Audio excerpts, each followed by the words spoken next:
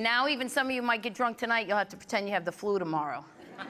We knew they got drunk. We would tell people they were getting drunk. We'd be like, be Friday, we'd be at lunch going, you should ask your mom if you can come over, because Dad is gonna get paid, they're gonna get drunk and argue over who shot JR.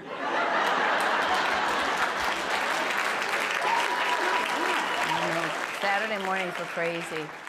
Crazy, those were the mornings too, that other brothers and sisters were made.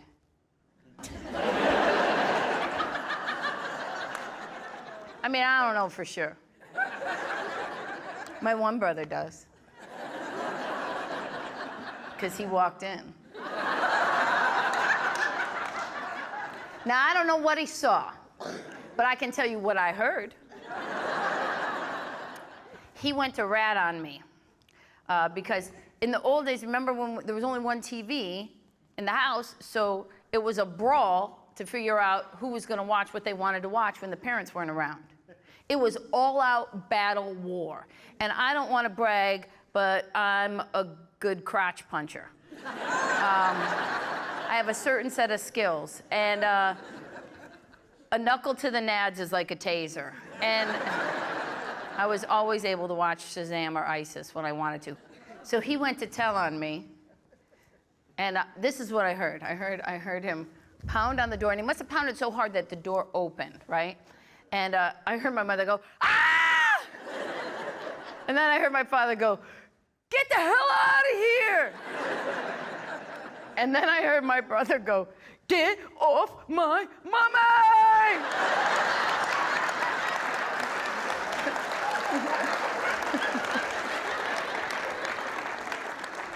And then an hour later, his eye went crooked.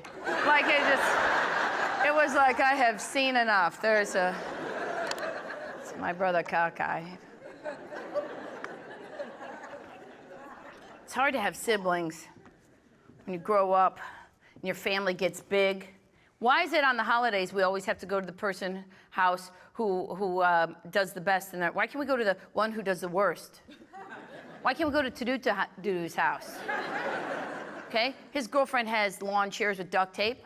Wouldn't matter if we messed those up. I got a cousin who's a hoarder. We could all go to her house. She would never know. If a tornado hit her house, it would just put stuff away. I mean, choppers would be flying over. There's horrible and utter devastation, except for this one house. It's amazing. Family was different. Just being a kid, you could do what you wanted. You know, it was a different time. And you know, you tried to stay in a group. That was the other big thing. Because God forbid you got lost. No one looked for you. No one looked for you. There was no Amber Alert for us. I didn't even know a broad named Amber.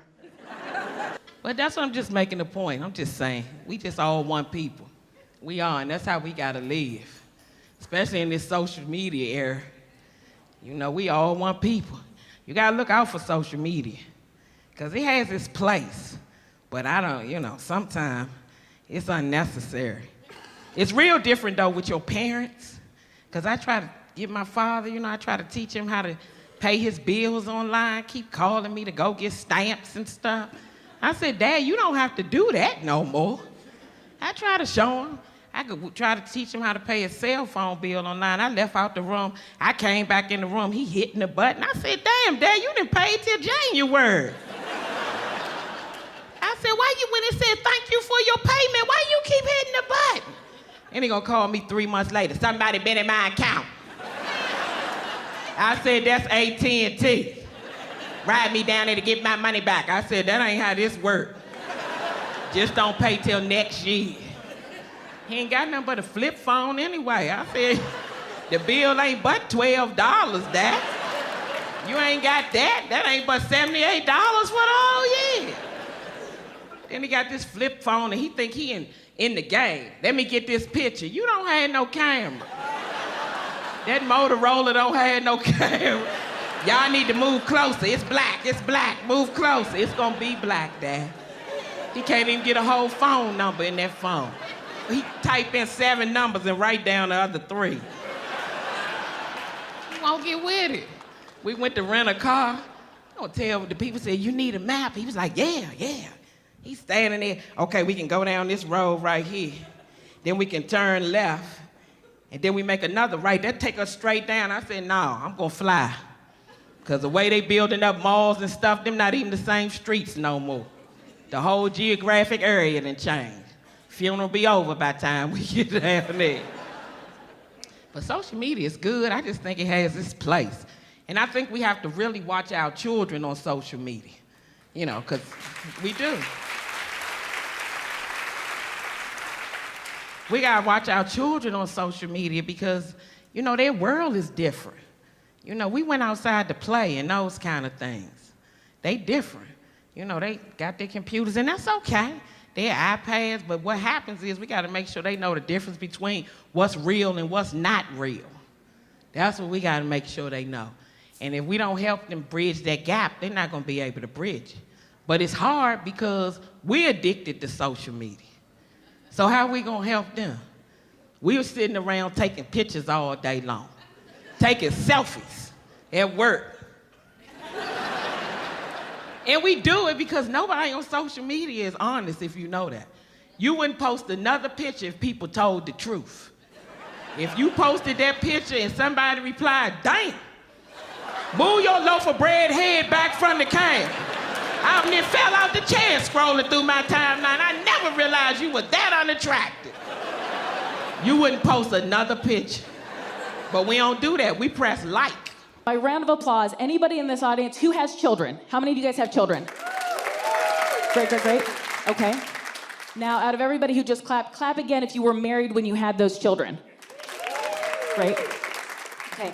Now, how many of you accidentally got pregnant from a one-night stand with your friend Craig, and now you're co-parenting a 3.5-year-old?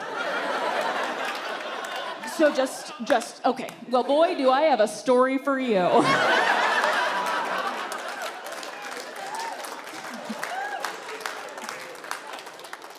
Good old Craig. He came over that night to make me feel better.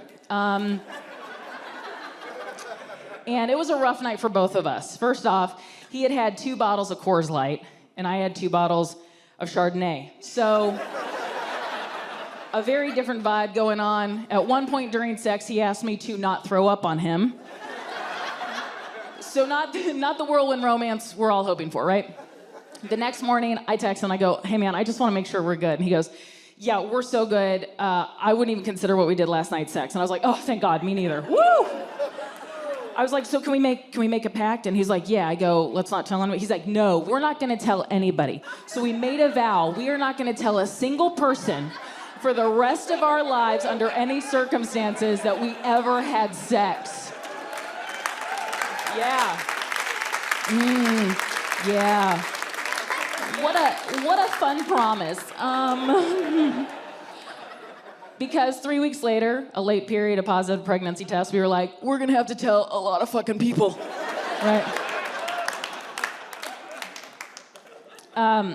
So here's the interesting thing about Craig and I. We both come from very conservative and religious families, and we both left them to pursue a career in entertainment and hedonism, okay? So this was not on either of our 5-year plans, okay? Now, Craig was supportive from the beginning. When I say supportive, he was like, I'm gonna support you. Whatever you decide to do, just make sure you make the right decision. Okay, I'm gonna support you. Like, that was him supporting me. Now, I didn't want to be a mom. I should say, I never wanted to be a single mom. I was raised by one. I saw how hard that was, and I was like, absolutely not, hard pass. Did my mom teach me how to make White Russians by the time I was 8? Yes, but other than that, not a lot of perks, okay? Yes.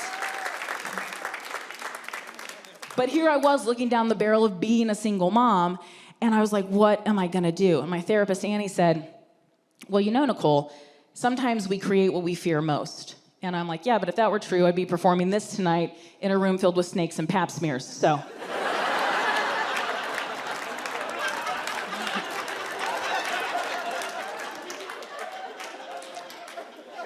Now, ironically, I took to pregnancy swimmingly, which surprised all my friends because I used to eat the morning after pill like they were Tic Tacs, right? You know, sometimes you put them in a Pez dispenser just to keep it interesting. Oh, change it up, right? And I did have doubts. I had those thoughts in my head. I was like, I cannot have a baby. It will ruin my career. No one will ever date a single mom. But at the same time, I had this mama bear energy. I was radiating mama bear energy. Craig, as supportive as he was radiating more of like a midlife crisis, is what his vibe was. Let me get specific here. So, while I was installing a car seat and learning how to breastfeed, Craig got 3 tattoos and a brand new BMW. Right?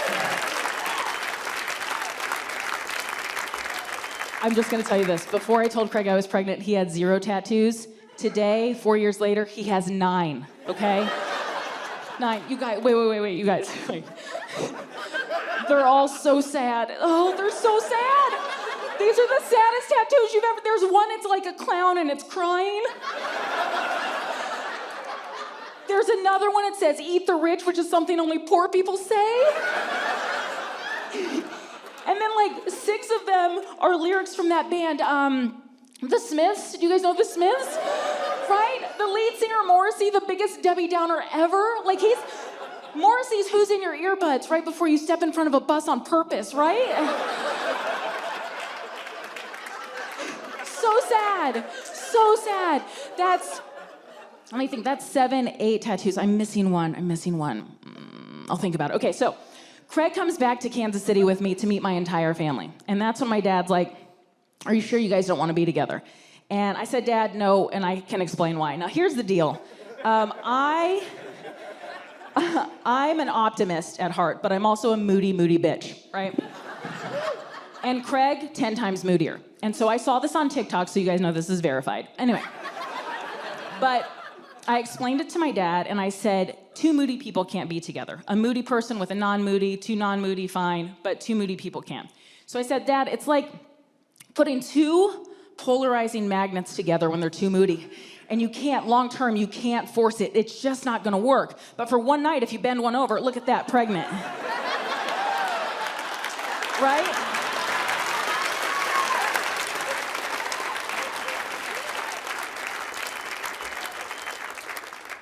My dad did not like that analogy at all. Cut to September 5th, 2019, in the doctor's room with Craig and my best girlfriend, Corey. The doctor checks my cervix, which if you've never had that done, real treat. And she's like, oh, you're actually dilated to 3 centimeters. And I was like, yeah, that's probably because of college, whatever. And she's like, no.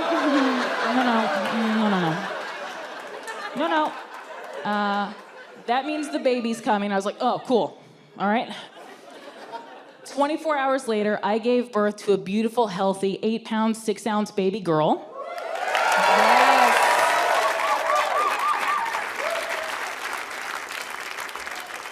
We named her Everly Ryan Burch Tovey, which means we hyphenated her last name, or as my dad says, ugh, fucking liberals.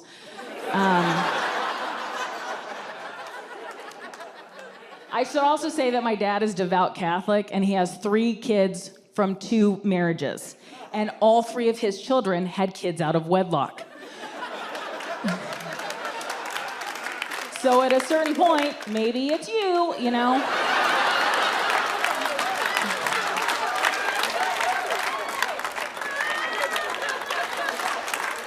So, the other interesting thing is, while we were in the labor and delivery room, the nurse could not figure out what our dynamic was between me, Craig, and Corey. Because Craig and I, obviously I'm the one in the bed giving birth, but Craig and I weren't the affectionate couple that most married people are, right? So she didn't know if Craig and Corey were a couple and I was the surrogate, or if Corey and I were a lesbian couple and he was the donor. So at one point, my mom makes it. She flies in from Kansas City. She arrives, and it's go time. I start calling shots. I say, somebody grab my left leg, somebody hold my right leg, and somebody hold my head up. And everybody grabs the leg, and my mom looks at Craig, and she's like, are you okay with the head? And I said in front of 2 nurses and an obstetrician, if he was okay with the head, we wouldn't be in this situation now, would we? Yeah. And now she knows who the parents are, okay?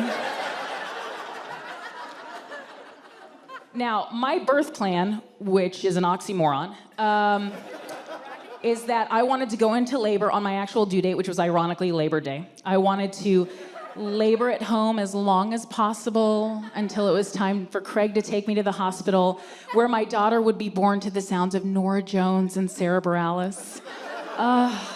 And then eventually somebody would bring me sushi and a latte, and then I would be back to running my regular 3 miles by the end of the month. Yes.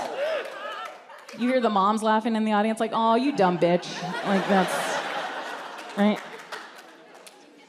What actually happened was I was induced 5 days late. I went through 15 hours of labor, 4.5 hours of pushing. It took 3 sets of hands and a vacuum to get her out. When she was out, they realized my uterus ripped and they had to stitch it manually without an epidural. Now, yeah. Oh, I brought the room down. You should have been there, you know? Way worse for me. Way worse for me. So it was like that scene in Alien where you could see something coming up, but instead of an extraterrestrial, it was just my doctor elbow deep fisting me, you know? After that, I proceeded to bleed out on the table. I projectile vomited on my daughter, and I lost my hearing for 4 minutes. But then, they took me to the recovery room where I could heal. I'm sorry, breastfeed, okay? Now, this is where it gets interesting. My daughter has something that's called a strong latch, okay? So with just her gums, she ripped off the tip of my right nipple. Yeah, lactation specialist comes in and looks at it, and she goes, that should grow back. What? What kind of reptile shit is that? It's gonna grow back? Fucking hell. You should know it did grow back, and a little longer than expected. So.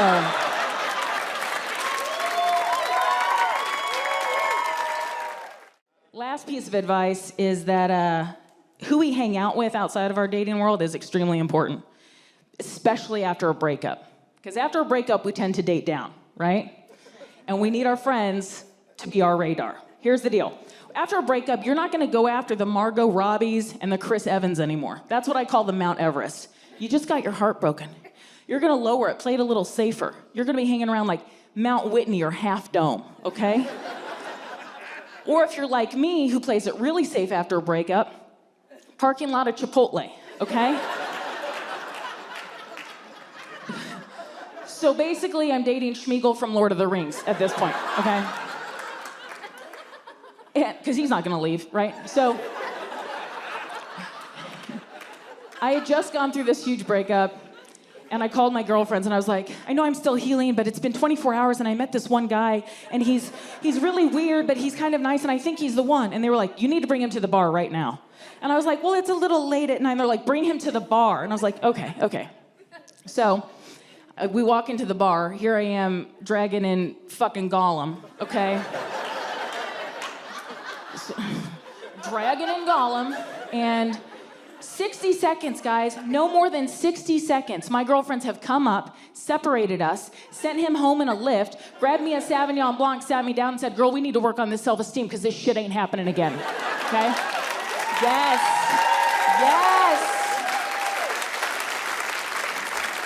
I did have to stop hanging out with this group of married women because they made me feel bad. Well, they made me feel bad while simultaneously complaining about being married. Like, their biggest complaint was, we have to have sex all the time. They always want to have sex. I'm like, wait a minute. I'm sorry.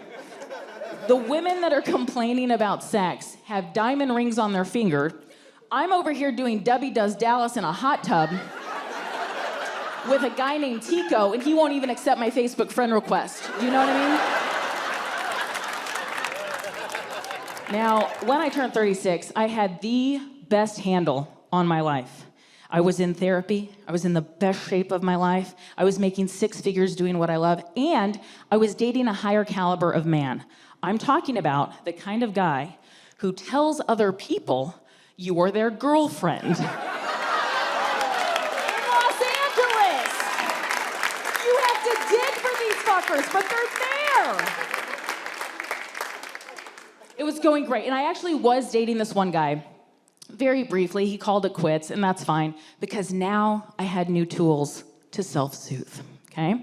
I wasn't gonna sleep around or drink my way through every bar. Instead, I could go hiking, I could meditate, and I could call my therapist. Yes, and that lasted for 2 whole weeks.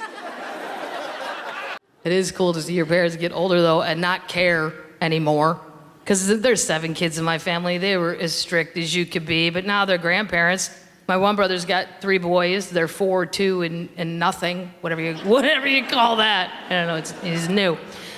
And my parents volunteered to babysit for 3 days while him and his wife went away. I said, oh, I'll come down and help you for a couple days. I'm off in the middle. Sure, I'll help. And my dad, very patient. My mom, still not even this day.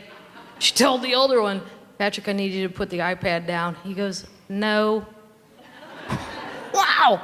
Now look at the guts on him. She told me to eat a pill, and I just did it. At this age, like, I didn't even look at what color it was. That's how obedient I am. Wow, look at this guy.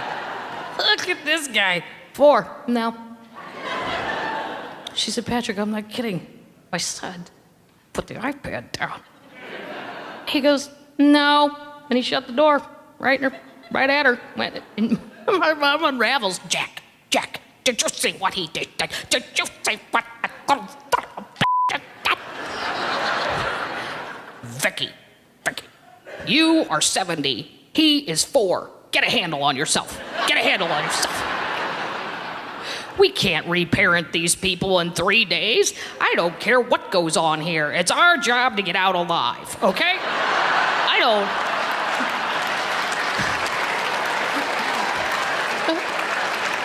I don't care if he eats the iPad. I don't. We'll buy another iPad. That's what we'll do. All I know is 2 hours before they get home, we're gonna shower the 3 of them, put them on the couch and go, they were lovely. And then we're going to the casino. That's how this is gonna end.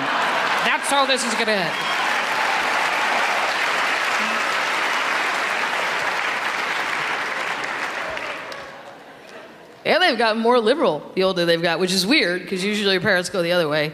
Like the very first Obama election, I wanted Hillary. My parents are old school Democrats, but my dad does not like the Clintons. He hates the Clintons because of NAFTA. He's never going to get over NAFTA. How could you think about supporting that woman? She was with him the whole way on NAFTA, the whole way. And if you'd like to know exactly what's wrong with NAFTA and the problems that it has caused this country, you can call 573. 348, blah, blah, blah, blah, blah. Ask for Jack, and you will get a 2-hour dissertation on why exactly this country has fallen apart. They wanted Obama. I voted for Obama, but I always thought, I think he thinks we're a little bit more of a team than we are. Like, here's the thing, sir, we get you elected, and then you do shit, and then you tell us about it. That's how I thought this was gonna roll. Oh, no, not with Obama. He's on TV all the time. America, I'm gonna need your help on this. Sir, we are busy, okay? Shark Week is on. I don't know if you're familiar with that. That's not something you tape. You gotta watch that live. It always sucks on tape. Doomsday Preppers, I have 8 episodes I've yet to watch. I don't even watch reality, but if you have never seen that show, I think it's the craziest you can be. They are preparing for the end of the world, these people. They all think it's something different. A dirty bomb, the government's gonna take over, or they have all these ideas of how the world's gonna end, but they prepare differently. They have bunkers, they have medicine for life. But what's even more bizarre than what they're doing is every single one of them is married. Wow, really? I have normal, nice friends that can't get a date. And you... How'd you throw that out on christianmingle.com and get a hit back? That's all I want to know. How do you just toss that out there like it's normal? Hobbies? Preparing for the end of the world. Well, you can't throw something else in. Tennis. I mean, what? No. And then somebody hit you back. OMG, me too. Meet me at Costco. Lots of things to buy. Can't wait. This is going to get weird. Waiting for shit to get weird.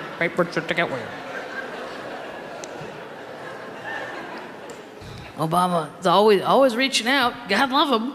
America, if you agree with me on how to solve this financial crisis, I'm going to need you to email your congressmen and representatives. I'm like, well, then I'm going to need you to email me who they are.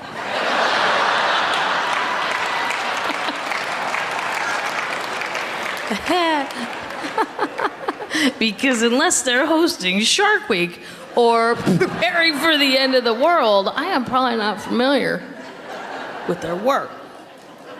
Because the ticket didn't say Obama Madigan. The ticket said Obama Biden. So if you need some help, I suggest you get that smiling Irishman you hired out of a bar, who is my favorite person on the planet, by the way. Because there's a reason he's always smiling. Because he was smart enough to go for vice president. Yes, all the alcohol, none of the problems. That is the job you go for. If you have, what do you want to be number one for? Blah, blah, blah, blah, blah, blah, blah. Cut your ego down a level. There's nothing wrong with Air Force 2. Same plane, different number, same plane. Yes, yes. Yeah, and you don't even have to answer anything. What do you think about the financial? I don't know. I really don't want to talk about it. The ice in my margarita is melting, though, and I have to go to a funeral in Turkey of a person I've never heard of, and I gotta act sad. So I'm gonna need a few more drinks, and then I'll talk to you guys later. Obama, I really think he starts out on such a high intellectual level sometimes. I saw him 2 months ago on TV. He just gave a random speech. He goes, "America, I'm here to update you about Fannie Mae and Freddie Mac." Really? It's gonna start right there? Well, I'm here to update you, sir. That's funny, I have an update too. Up until 6 months ago, I thought Fannie Mae was a candy factory in Chicago. Thank you. And I couldn't understand why a candy factory was allowed to hand out home loans. And then I really couldn't understand who thought to go there. Like, that's brilliant. Like, well, hey, the bank said no. Why don't we go down to the candy factory and see if they seem to be doing well. And I thought Freddie Mac was a candy bar that they made I hadn't yet tasted in it. And I thought, I'm gonna look for that at the airport, and I hope it has caramel in it. They speak about these things as if we're all updated. The deficit, they say that as if it's a real tangible number. The deficit is 3,007,804. Now is the time to get concerned. Really? Now? Why? Why now? You're in charge. You didn't panic at 2 trillion. I think you're bullshit. I don't believe you. I don't believe you.